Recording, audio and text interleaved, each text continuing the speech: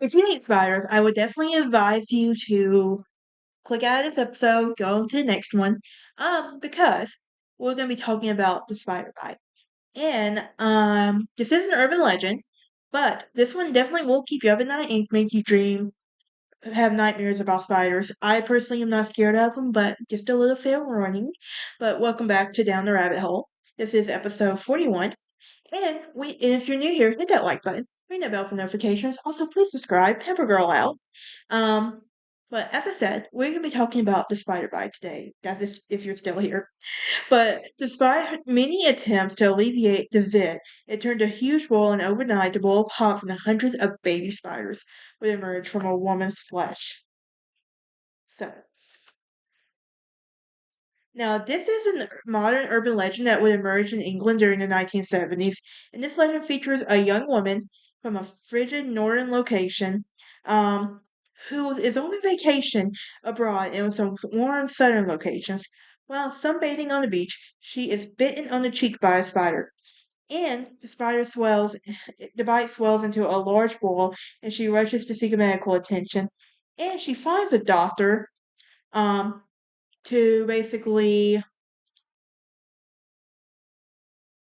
to Lance de Boll and causing hundreds of baby spiders to emerge.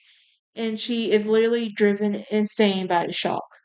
So, the legend of the spider bite emerged as a modern um, urban legend in Europe in the late 1970s, but it echoes um, the earlier manifestations of a blossom serpent story type, whereas the types of creatures enter the body and sometimes reproduce there. Now, many folklorists adopted the term blossom serpent but from the Daniel Hawthorne's 1843 short story, Egotism, or the Boston Serpent. Now, the term is the term is used to generalize legends that were living in which living creatures enter the human body as a Boston serpent type. Legends, the creatures usually have to be removed surgically, and sometimes they deport on their own or even burst from the skin. Still having nightmares. But there are many interpretations to this, and it provides a social commentary about this perception of the people who consider southern locals to be less clean and more dangerous than their own home turf. Now, spiders are loathed by many people, but venomous, hairy, or especially large spiders make frequent appearances by legends, and spiders in urban legends have often taken over in a variety of items from the cactus, plants, and food to hairdos and which within the human body, and so it's natural to fear the invasion. Now, Benjamin of Killenberg's works as an urban legends elaborates and explains that as a consequence of the absence of spiders in the modern urban environment, they have now assumed mythical proportions of our own narrative. Okay, so an analysis have also suggested that the Boston Serpent may represent pregnancy fears or fantasies. But there are many variations of this. A young girl is asleep while a spider crawls across her face and rests on her cheeks for a few minutes.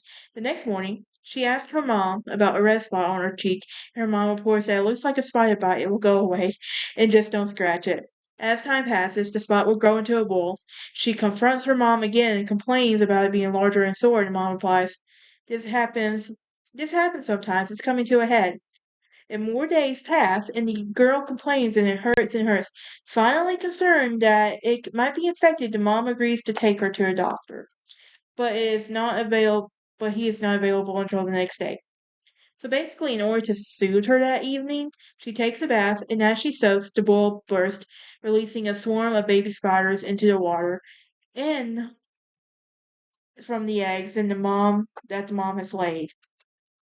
So, in telling a story, there are many versions that are set in every country instead of being abroad. Usually, when the story is told to others, the location of the incident is quite specific. Now, this was actually seen in 2019's horror film Scariest Stories to Tell, when the character Ruth is subject to a spider bite and hospitalized, and the version of her cheek swells and turns to a large ball and is releasing the spiders After she tries to investigate the spot, the transformation begins relatively fast after the course of a day, and the spot is crawling her way out of their cheeks during the evening. Um, but yeah, that's it for this episode. I will see y'all next time. Y'all have a great day.